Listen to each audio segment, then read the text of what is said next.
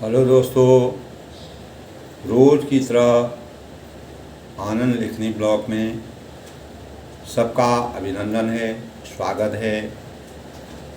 सबके मंगल भविष्य की कामना के साथ आज दोस्तों भाद्र मास की कृष्ण पक्ष की षष्ठी नवमी तिथि है और शुक्रवार का दिन है।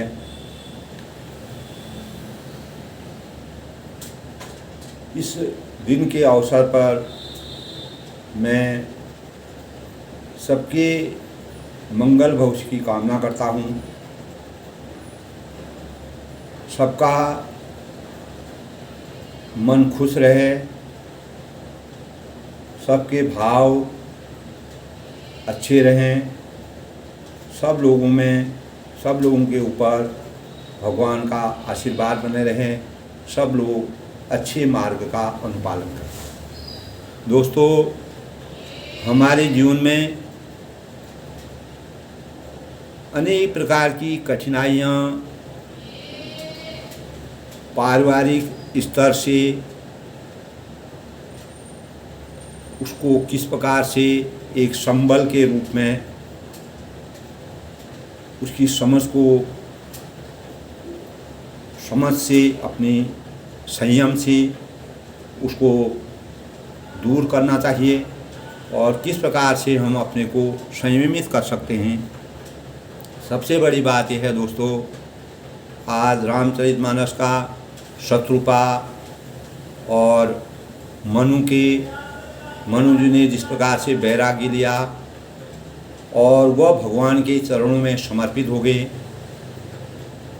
जब भगवान के दिव्य दर्शन उनको होने लगे तो उन दिव्य दर्शनों की उनको इच्छा थी, मन में भाव थे और भगवान के प्रति पूरा राजपाट छोड़ करके भगवान के प्रति अपने चौथेपन की अवस्था में उन्होंने भगवान के प्रति अपना समर्पण किया, क्योंकि वह जीवन की लीला और इस सृष्टि की संरचना को जानते थे। और इसीलिए जब भगवान के ऊपर, परमात्मा के ऊपर हमारा विश्वास जग जाता है तो हम पूर्ण रूप से समर्पित हो जाते हैं। तो अपनी ही कभी भी दोस्तों हमको अपने जीवन में सबसे महत्वपूर्ण बात यह है कि अपनी किसी प्रकार भी जिद पर अड़े रहना और अपनी प्रवृत्ति और स्वार्थ और संकीर्ण भावनाओं के साथ असामाजिकता के भावों से उठकर सामाजिक भावों की संरचना करनी चाहिए। तभी हम विपत्ति में पारिवारिक आत्मीयता का एक अच्छा संबल बन सकते हैं। हमारे स्वभाव में अनेक प्रकार के भाव आते हैं और हमारी प्रवृत्ति अलग अलग होती है और कभी कभी दोस्तों हमारे अंदर अहम के भाव केंद्रित हो जाते हैं। तब हम उस अवस्था में हम दूसरों की कद्र करना, दूसरों की मर्यादा के अनुसार कार्य करना और उनका सम्मान करना और अपनी मर्यादा से हट जाते हैं। तो सबसे पहले दोस्तों हमारे सबसे विशेष गुणों का, हमारे अंदर जो विशेष गुण होते हैं उसको हमको बाहर आना चाहिए और उन्हीं गुणों से हम अपने अंदर के भगवान को जगा सकते हैं और अनेक क्षेत्रों में हम अपने कार्यों को सफलतापूर्वक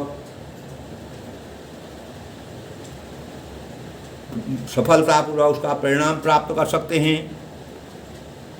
इसी जीवन के अनेक क्षेत्र होते हैं, हमको कभी परिवार से गुजरना पड़ता है, कभी अपने अंदर अनेक प्रकार की समस्याएं आती हैं, अनेक प्रकार के भाव विवाद, कभी हम खुशी के माहौल में होते हैं, कभी हम परेशानी के माहौल में होते हैं, कभी कठिनाइयों।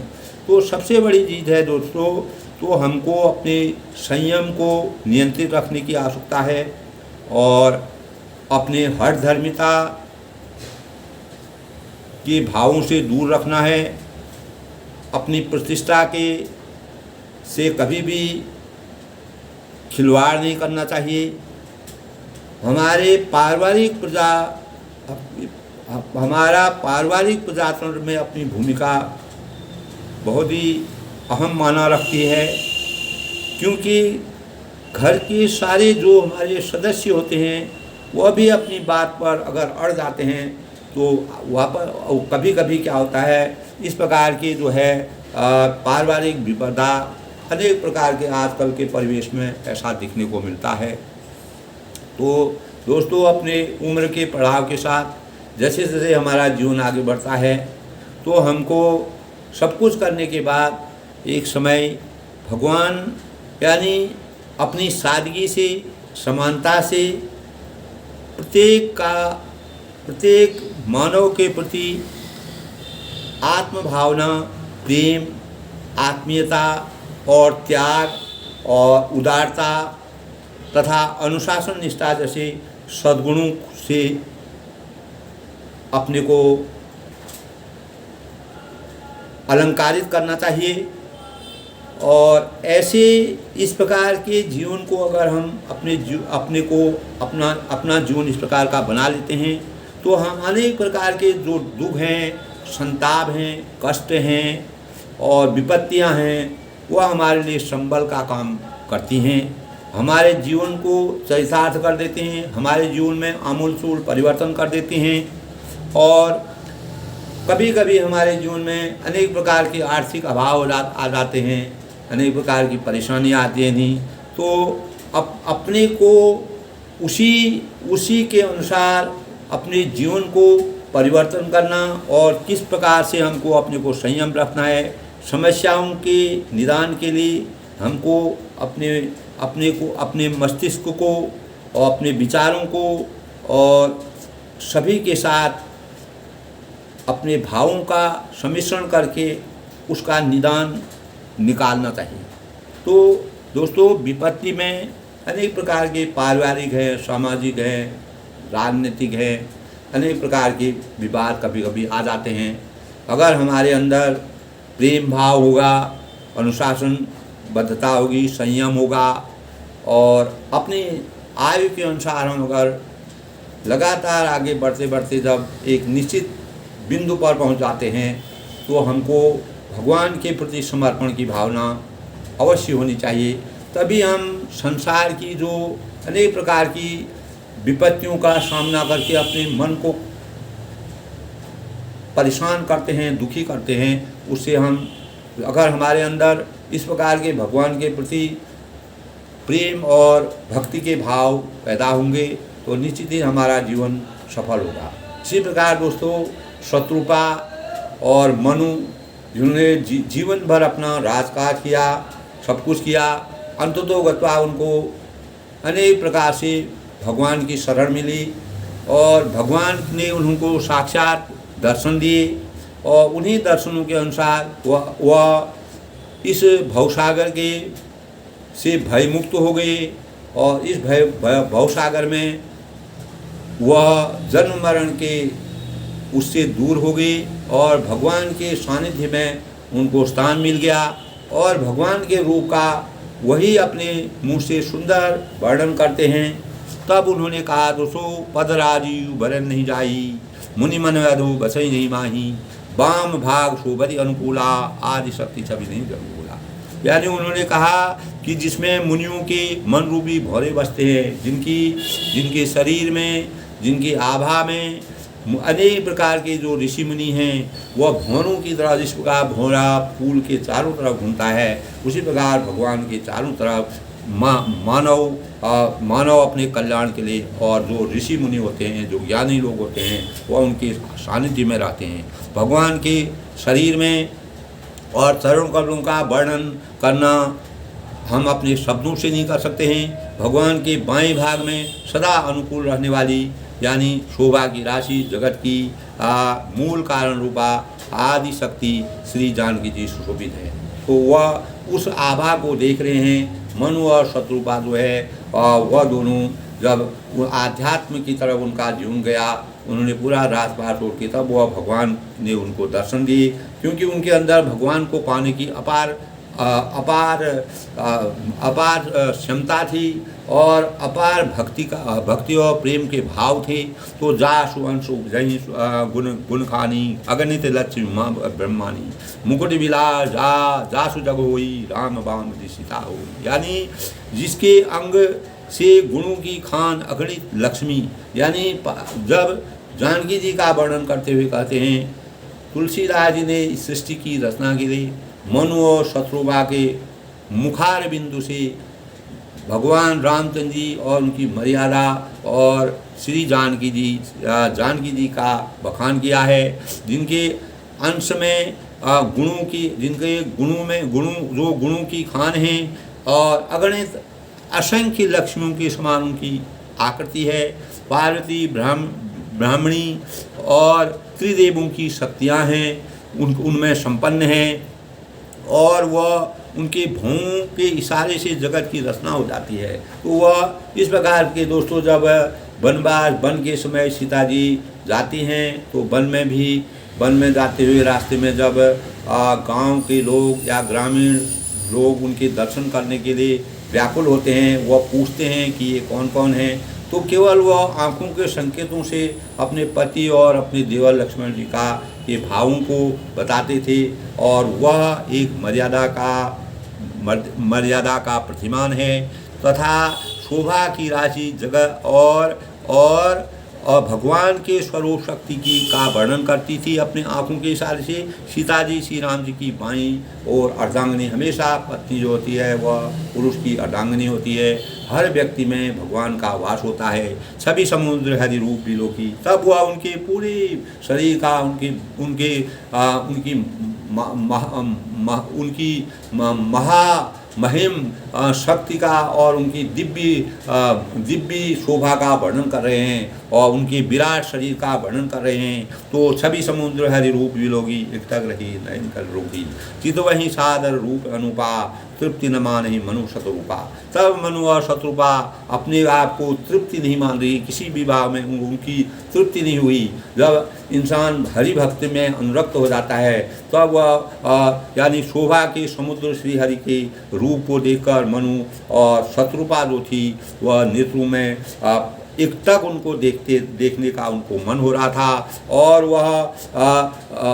वह अनुपम रूप को आदर से ही देख रहे थे और देखते देखते आघाते नहीं थे। दोस्तों, जब कभी भी होता है हम कोई चीज़ को, किसी चीज़ में हमारे पूरा इंद्रियां जब उसमें समाहित हो जाते हैं, मन कर्म और वचन से हम किसी भी चीज़ को अगर उसके वास्तविकता को देखना चाहते हैं तो हम अपने आप को भूल जाते हैं और हमारा पूरा जो ध्यान है वह उसमें केंद्रित हो जाता है। इसी प्रकार शत्रुपा और मनु का पूरा ध्यान भगवान की छवि में और सीता जी के रूप में, उनके शरीर में, उनके आभा में पूर्ण रूप से अभ्यस्त हो गया। और तब वह कहते हैं यानी इस प्रकार से वह उनके तब शोभा के समुद्र से हरि रूप को देखकर मनु और शत्रुपा नेत्रों के पट रोके ही रह गए। यार एक तक उनको देखते ही रह गए। अनुपम रूप को आदर से ही देख रहे थे और देखते देखते आघात वह थके ही नहीं। उनको इतना इतना आनंद की अनुभूति हो गई कि वह उनके स्वरूप को देखते रहे। हरस विभस्तन दशा गुणानी परे दंड युवा गही कर गानी सिर पर से प्रभु निज कर कंजा तुरंत उठाई करुणा पुंजा। यानी आनंद से अधिक वश में हो जाने की, इस प्रकार आनंद के अपार वश में हो जाने के कारण उन्हें अपनी देह की सुधि भूल गई। मेरा शरीर कहाँ पर है, हम कहाँ पर हैं, हम क्या कर रहे हैं, स्वयं को भूल गई। जब इंसान पूर्ण रूप से किसी में आसक्त हो जाता है, पूर्ण रूप से भगवान की भक्ति में लीन हो जाता है तो अपने आप को भूल जाता है और वही वही वही उसी प्रकार का वातावरण वहाँ बन रहा है, उनके मन में इस प्रकार के भाव पैदा हो रहे हैं। ये तुलसीदास जी ने जो रचना की है, बड़ी विलक्षण, बड़ी प्रतिभावान और विलक्षण प्रतिभा है। वे हाथों में भगवान के चरण पकड़कर दंड की तरह भूमि पर गिर पड़े। तो अब कृपा की राशि प्रभु ने अपने चरण कमलों से उनके मस्तकों को स्पर्श किया और उनको तुरंत उठा लिया। इतने भाव विभल हो गए कि वह इस प्रकार का वर्णन किया है कि वह इतने भगवान की भक्ति में इतना लीन हो गए कि वह अपने शुद्ध भी खोल गए। दोस्तों, जब पुराने ज़माने में ऋषि मुनि अनेक प्रकार के तपस्वी होते थे, जो भगवान की भक्ति में अपना पूरा शरीर अर्पित करते थे।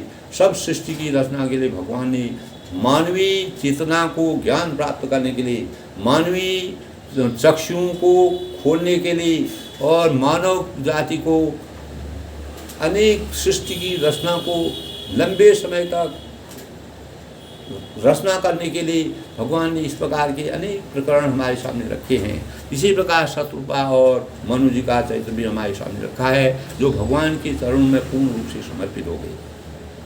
यहीं से दोस्तों सृष्टि की रचना होती है। भगवान सृष्टि की रचना करते हैं। बोले कृपा निधि पुनि अति प्रसन्न मोहि जान। तब भगवान ने जो है उनको, जब वह भगवान के भक्ति में इतना लीन हो गई थी, वह पृथ्वी पर गिर पड़े। तब भगवान ने अपने चरण कमलों से अपने हाथों से, अपने सुंदर हाथों से उनको उठाया। तो भगवान का इतना आशीर्वाद उनके ऊपर हो गया कि वह पूर्ण भक्ति में लीन हो गई। तो भगवान खुद ही भगवान को वहाँ पर साकार रूप में आकर के उनको उठाना पड़ा। तो बोले कृपा निधान पुनि अति प्रसन्न मोहि जान, मार्ग बर जोई भाव मनो मदा महादान अनुमान। यानी फिर कृपा निधान भगवान बोले, कृपा के निधान जो कृपा के भंडार हैं, वह बोले मुझे अत्यंत प्रसन्न जानकर और बड़ा भारी दान जो मन में बाए मन को भाए वही वर मांग लो। तब भगवान ने उनसे कहा कि जो भी आपको अच्छा लगता हो, जो भी आपके मन में हो, वह भाव से आप किसी भी प्रकार के वरदान को अपने जीवन के लिए जो लोक कल्याणकारी हो, वह किसी भी वर को आप मांग सकते हैं, जिससे आपका जीवन धन्य हो और इस संसार में अच्छा संदेश जाए। इसी प्रकार वह भगवान उनसे बहुत ही खुश हुए। तब उन्होंने कहा, सुनि प्रभु वचन जो पानी धैर्य धीर बोली मृदुवानी, नाथ देख पद कमल तुम्हारी, अब पूरे सब काम हमारे। तब वह कहते हैं कि भगवान आपके हमको दर्शन हो गए। प्रभु के वचन जब भगवान ने इस प्रकार से वरदान के लिए मनु और शत्रुपा से कहा, तो उन्होंने कहा कि हे प्रभु, तब वह सुनकर बहुत ही आनंदित हो गए, खुश हुए, प्रसन्न हो गए और उनका पूरा शरीर पुलकित हो गया, पुलकायमान हो गया। दोनों हाथ जोड़कर, तब उन्होंने दोनों हाथ जोड़कर धीरज धरकर राजा की कमल वाणी कही। तब राजा ने जो है कोमल वाणी से, मधुर वाणी से, मिठास शब्दों से भगवान से बोला, हे नाथ, आपके चरण को देखकर, आपके मुखारविंद को देख करके, आपके पूरे शरीर, विशाल शरीर को देख करके, आपके आभा मंडल को देख करके अब हमारी सारी मनोकामना वैसी पूर्ण हो गई हैं। हमको किसी वरदान की जरूरत ही नहीं है। हम आपके शरण में आ गए हैं, हम आपके शरणागत हैं, हमको मोक्ष की प्राप्ति हो गई है। हम इहलोक और परलोक में हम पूर्ण रूप से परिपक्व हो गए हैं, हमारा जीवन धन्य हो गया है। इस प्रकार के भाव उन्होंने भगवान से अपने सामने कहे। यानी भगवान हर क्षण पर किसी भी भक्त की परीक्षा लेते हैं। तो उनको क्या चाहिए था? कुछ नहीं चाहिए था। तो उनको केवल भगवान की भक्ति में अनुरक्त होके इस संसार को सही इस संसार की संरचना के लिए अनेक प्रकार की प्रेरणाओं को मानव जीवन के लिए संयोजित करना था। मानव जीवन के लिए उनका प्रसार करना था। एक लालसा बड़ी उर्माही, सुगम अगम कही जात सुनाही, तुम्हें देत यदि सुगम गोसाई, अगम लाग बनाई। तब उन्होंने कहा, फिर भी मन में एक बड़ी लालसा हमारी है, एक इच्छा हमारी और है, उसका पूरा होना सहज भी है और अत्यंत कठिन भी नहीं है। यानी एक लालसा हमारी है जो किसी प्रकार की कठिनाई उसमें नहीं है, सरल है।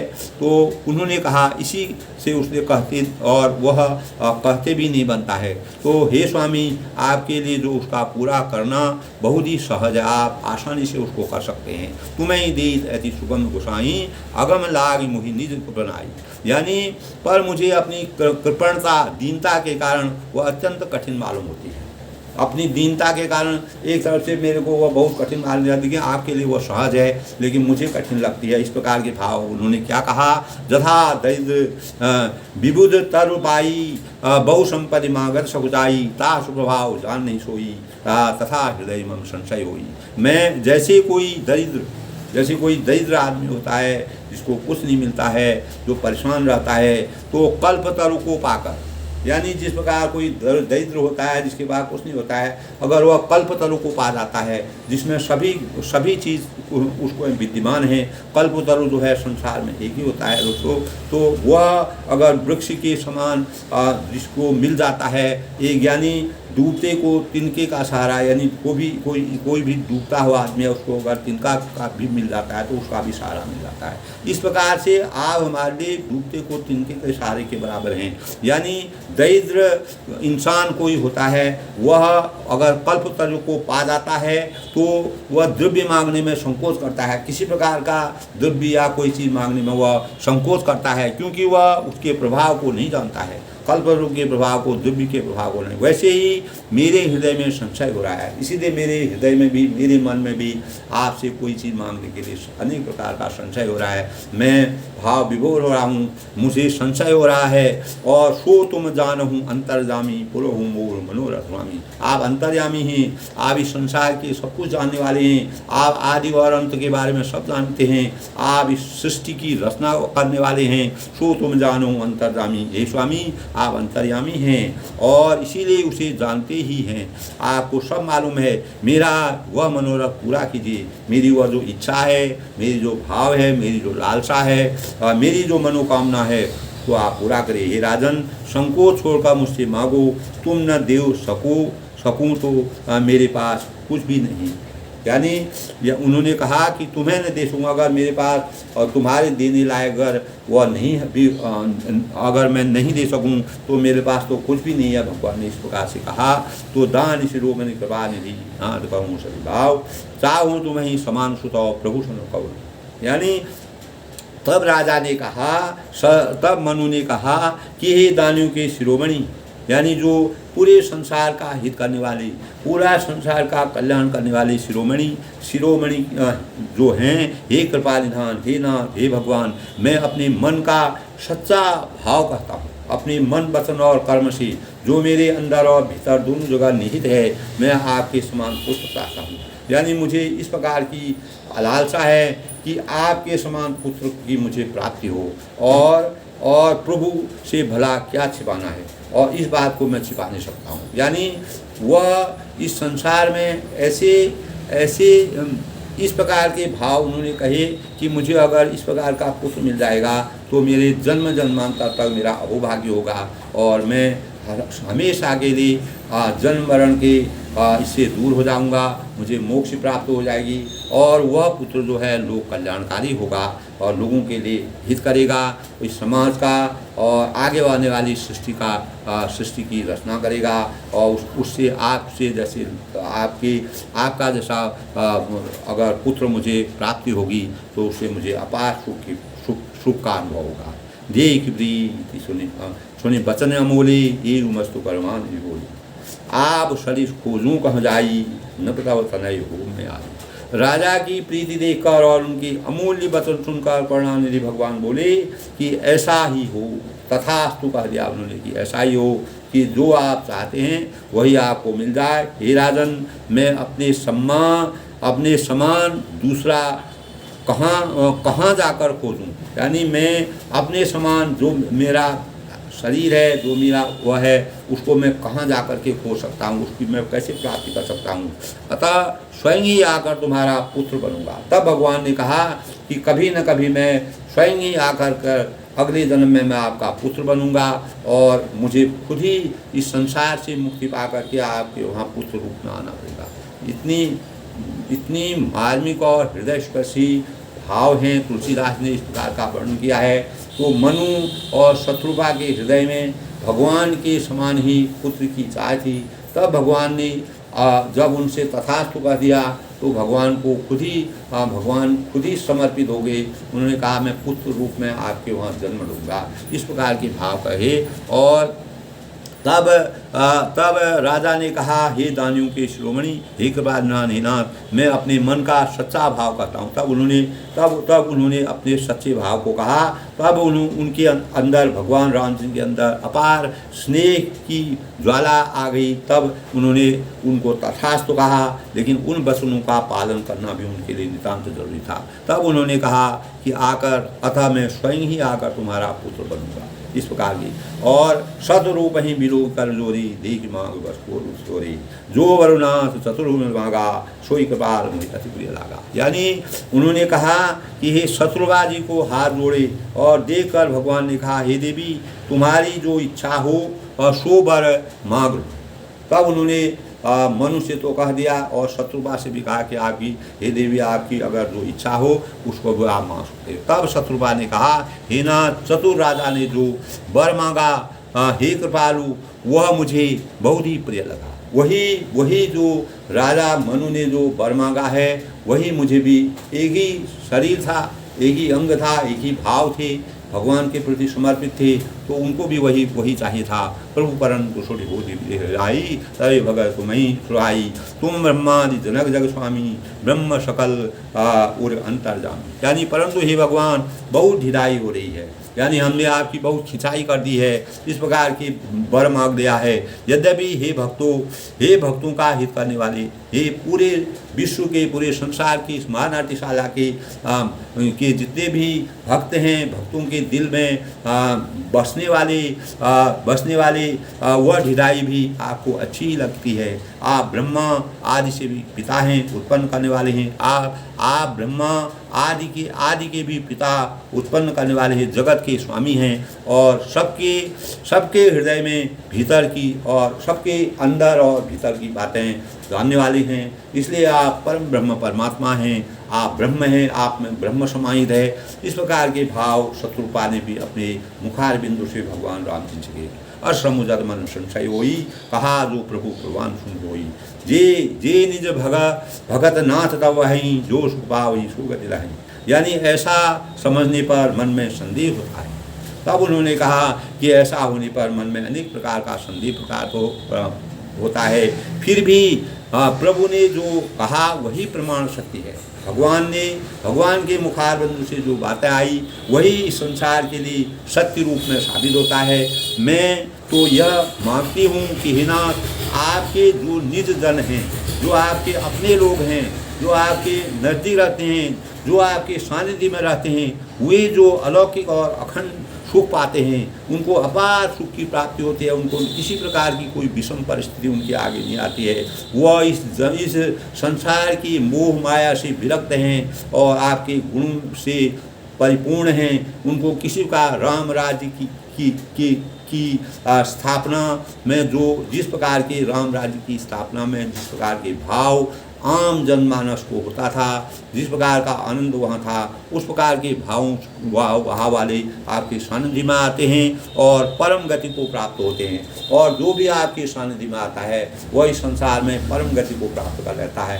इस संसार के जन्म मरण के भावों से और इस सृष्टि में लोक कल्याणकारी कार्य करके और वह अपनी रचना करके और मोक्ष प्राप्ति और भगवान की भक्ति में लीन हो जाते हैं। सोई सुख सोई गति होई भगति, सोई निज चरण सनिव, सोई विवेक सोई रहनी प्रभु, हमें ही कृपा करे। यानी तब उन्होंने कहा कि हे प्रभु, वही सुख, जो सुख आपके सानिध्य में पूरे विश्व के इस महानाट्यशाला, इस ब्रह्मांड के लोगों को प्राप्त होता है, वही सुख, वही गति, वही भक्ति, वही अपने चरणों में प्रेम, वही ज्ञान और वही रहन सहन कृपा करके हमको भी दीजिए। उसी प्रकार हमको भी आप अपने सानिध्य में रखिए, अपने साथ रखिए। उसी प्रकार के भाव हमारे अंदर, हमारे अंतर मन में आ जाएं, जिससे हम आपके सानिध्य में हमेशा रहें और हमारा जीवन कृतार्थ रहे और हम इहलोक और परलोक में इस संसार की जन्म माया के मोह से दूर होकर के अपने जीवन को कृतार्थ करें और आपके आशीर्वाद, आपका आशीर्वाद, आपकी कृपा, आपकी सुख की राशि, आपकी गति, आपकी भक्ति और आपका प्रेम, आपके चरणों में हमारा प्रेम हमेशा बना रहे और हमें अपार ज्ञान की हमारे अंदर अज्ञान रूपी अंधकार से ज्ञान रूपी प्रकाश का सृजन हो और वही और हमारे अंदर अनेक जिस प्रकार से आपके भक्त आपके साथ रहते हैं, आपके सानिध्य में रहते हैं, उसी प्रकार हमको भी वैसा ही दीजिए। इस प्रकार के भाव उन्होंने कहे। उन्होंने कोई चीज़ नहीं मांगी और उन्होंने केवल भगवान की भक्ति में लीन होने का आशीर्वाद मांगा। वही भगवान ने मजबूर होकर के कहा कि मैं जब भी मैं उन्होंने पुत्र चाह की, उनके समान ही पुत्र चाह की शत्रुपा और मनु को इच्छा थी, तब भगवान ने कहा कि मैं जब भी जन्म लूँगा तो मुझे आपके वहाँ, जब आपके मन में भगवान के प्रति जब दोस्तों इतनी भक्ति और वैराग्य की भावना हो जाती है तो भगवान को खुद ही उस कार्य को करने के लिए खुद प्रेरित करते हैं और अपने अनेक प्रकार के रूपों को इस संसार में व्याप्त करते हैं, जिससे जो धर्म की स्थापना करते हैं उनका कल्याण होता है, उनको सुख का जीवन मिलता है। जो अधर्म की राह पर चलते हैं और वह जो उनका विनाश होता है, उनको वह हमेशा के लिए अनेक प्रकार के राक्षस थे जिनको उन्होंने जब अधर्म की राह पर चल रहे थे उनका उन्होंने संहार किया। और जो सज्जन थे, सत्संग थे, ऋषि मुनि थे, अनेक विद्वान लोग थे, विदुषी लोग थे जो इस संसार की सृष्टि को आगे तक बढ़ा रहे थे, उनकी संरचना करके उनको उन धर्म के अनुसार उनको आगे बढ़ाया और उनकी स्थापना की और उनके जीवन का पूरे जीवन की रक्षा की। इसी प्रकार दोस्तों शत्रुपा और मनु के हृदय में इस प्रकार के भाव व्यक्त हुए। और आज के प्रकरण में दोस्तों, आज के प्रसंग में शत्रुपा और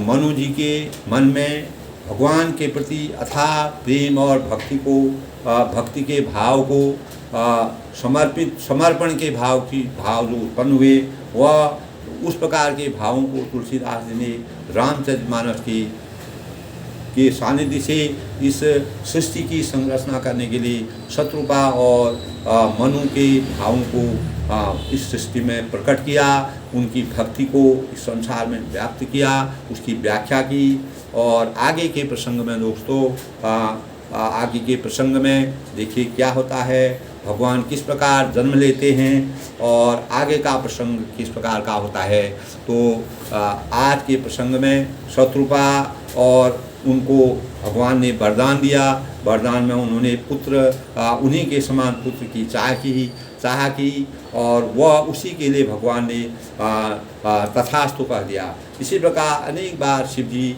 जब राक्षसों के भी चक्कर में आए तो उन्होंने भी शिव जी थोड़े में ही खुश हो जाते थे। उन्होंने अनेक प्रकार से, जैसे रावण ने शिव जी की आराधना की थी और उन्होंने भी उनको वरदान दे दिया। कितने प्रकरण इस प्रकार के हैं दोस्तों। तो भगवान जो है कभी कभी जब भक्त किसी भी रूप में होता है, वह राक्षस और सुर और असुर का ध्यान न लेकर के भक्ति भाव में जब पिघल जाते हैं, भक्ति के भाव बाहर आ जाते हैं। आज में कोई भी व्यक्ति है अंदर और बाहर से भगवान की भक्ति करता है तो वहाँ पर जो है भगवान खुद प्रकट हो जाते हैं। और कभी कभी उनके वरदान देकर के जब वो तथास्तु कर देते हैं तो उनको भले ही अपने को परेशानी में डाल लेते हैं, फिर भी वह तथास्तु कह के उस वरदान को दे देते हैं। यही सृष्टि की रचना है। इसी से सृष्टि में अच्छे और बुरे भावों का संचार होता है।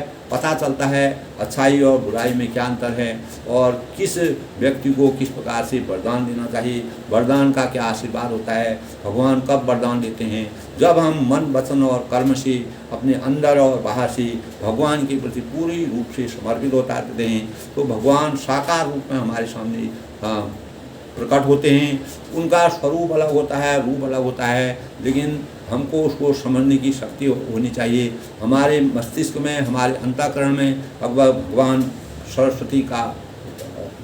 सरस्वती विराजमान होती है, भगवान का आवास होता है और हम अनेक प्रकार के लोक कल्याणकारी कार्यों के लिए अपने आप ही अग्रसर होते हैं। इसी से हमारा जीवन सफल होता है। इस प्रकार की प्रेरणा हमको तुलसीदास द्वारा रचित मर्यादा पुरुषोत्तम भगवान रामचंद्र की चरित्र में पूर्ण रूप से ज्ञान का भंडार हमारे जीवन में आता है। उसी से हम अपने जीवन को सार्थक बना सकते हैं। दोस्तों, इसी प्रकरण में बताता हूँ मैं, हर कोई भी अहंकारी होता है और लोभी होता है, लालची होता है, तो भगवत सत्ता के देवी विधान से के अनुसार फल मिलता है। तो कोई भी व्यक्ति, जैसे मैंने आपको अभी प्रकरण में बताया, तो कोई अहंकारी भी होगा, लोभी होगा, लालची होगा, तो अगर वह भगवान की सत्ता में आ जाता है तो देवी विधान से के नियमानुसार उसको कुछ न कुछ फल मिलता है। यानी जो जैसा करेगा, जो जस करहि तस फल साखा, उसी प्रकार का फल उसको मिलता है और अन्यों के लिए सब सबक। और यही चीज़ हमारे जीवन के लिए एक सबक बनता है। इससे हमको प्रेरणा मिलती है, इससे हम अपने जीवन में कुछ सीखते हैं। और जब गलत के आगे क्या होता है और सही के आगे क्या होता है, वह हमारे के लिए एक सबक बनता है, एक प्रेरणा बनती है। उसी से हम अपने मार्ग का निर्माण करते हैं। और इसी प्रकार अन्यों के लिए जो अन्य लोग होते हैं उनके मैं अहंकारी हूँ, मैं लोभी हूँ, मैं लालची हूँ, और भगवान की सत्ता के आगे जो हमारा परम ब्रह्म परमेश्वर है और जो देवी का विधान है उसके अनुसार हमको अपने फलों का, हम जो कार्य करते हैं उनको फलों का हमको सबक अवश्य मिलता है। देर होती है लेकिन अंधेर नहीं होती। जो अहंकारी, शक्तिशाली, गर्व से चूर जैसे दुर्योधन थे, जब अपनी अनितियों से बाज नहीं आया, अनेक प्रकार के अनितियों के कार्य उन्होंने किया, उनको अपने अंदर अपने बल का घमंड हो गया था, तो किसी प्रकार से वह बाज नहीं आए, तो उन्हें अपनी आँखों से अपने सर्वस्व नष्ट होते हुए देखना पड़ा। यानी अपनी आँखों से उनको पूरा रास्ता नष्ट करते। ये लोग में भी दोस्तों हमारे फलों का, हमारे कार्यों का, हमारे गलत और सही कार्यों का फल हमको यहीं विद्यमान होता है। इसी प्रकार दुर्योधन अनीति के रास्ते पर चलते थे, तो उनका जीवन भी अनितियों को देखते हुए उनको अपना पूरा नष्ट होते हुए यहीं दिखाई दिया। तो इसका एहसास को इसी प्रकार महाबली रावण का दर्प, घमंड था, अहंकार था, उस समय नष्ट हो गया।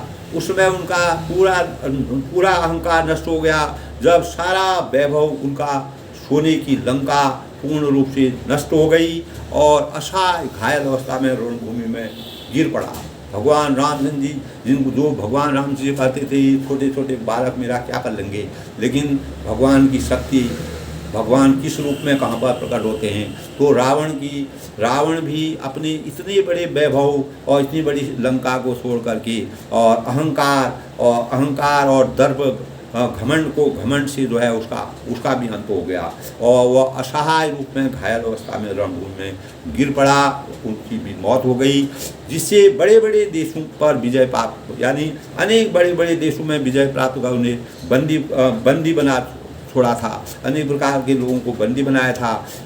तो दो अवतारी क्षत्रिय, केवल दो अवतार, भगवान को जब अवतार लेना पड़ा, क्षत्रिय रूप में उनको इस संसार में जन्म अवतरण होना पड़ा भगवान राम और लक्ष्मण जी को, और कुल सहित तब रावण के कुल का नष्ट करना पड़ा। रावण ने पूरी प्रजा को और पूरे ऋषि मुनियों को, पूरे जो भी देव लोग थे सबको परेशान किया था। अंततो गत्वा भगवान ने अवतार, जिस प्रकार भगवान द्वापर में विष्णु के अवतार श्री कृष्ण जी को जन्म लेना पड़ा। यदा यदा हि धर्मस्य ग्लानिर्भवति भारत अभ्युत्थानं तदात्मनं सदा में हम।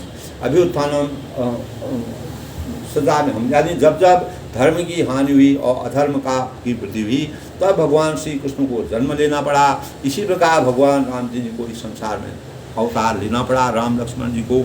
और ये भगवान विष्णु भगवान की पूरी कृपा है। और इसी प्रकार दोस्तों, विश्व का जो विजयी सिकंदर महान, जिसकी हम इतिहास में जिसके बारे में हमने अनेक बार पढ़ा है, सभी लोगों ने पढ़ा है, सिकंदर महान अपनी अपार संपत्ति होते हुए भी छटपटा हुआ, अंत में छटपटाता हुआ मरा और उसे कोई भी बचा नहीं सका। इतनी बड़ी वैभव और संपत्ति होने के बाद उसका अंत का होना पड़ा। उसका घमंड था और अहंकार था, सारा मिट्टी में मिल गया। जब इंसान को घमंड और अहंकार हो जाता है वो सब मिट्टी में मिल जाता है। हमारे बाप अरबों संपत्ति होती है लेकिन उस संपत्ति का कोई मान है भगवान के आगे, सब भगवान के आगे हमारा अहंकार और घमंड सभी चूर हो जाता है, भगवान उसको बराबर कर देते हैं। इस प्रकार की शक्ति भगवत शक्ति में होती है।